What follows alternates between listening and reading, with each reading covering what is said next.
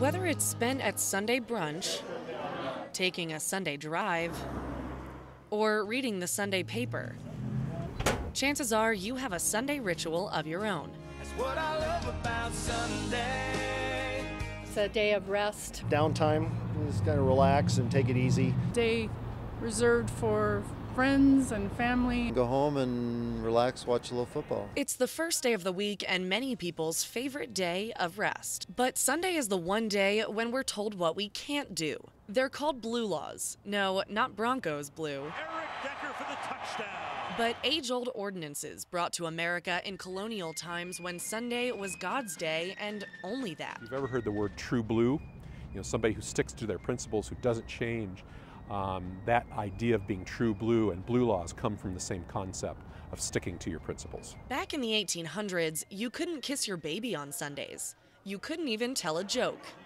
In the pioneer era of our community's history, there are certain things you had to do regardless. You had to care for cattle. You had to, do other things that were just in order to keep alive. Most of those have been repealed, but this Sunday, this auto lot is empty.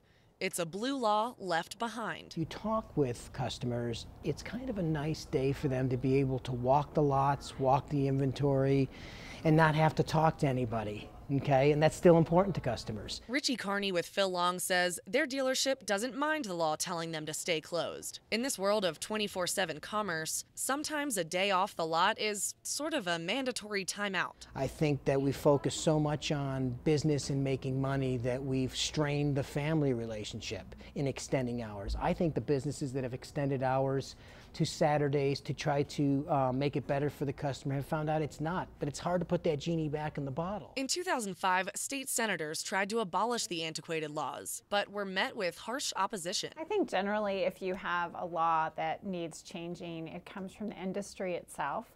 But in this case, I don't know that the industry has come forward and said we really need it changed. And that's usually why you change laws. Or to look back in history and say this is something that just doesn't make sense today. Why are we still doing this? To me, it's a little bit of an artifact. It's kind of like what we keep at the museum.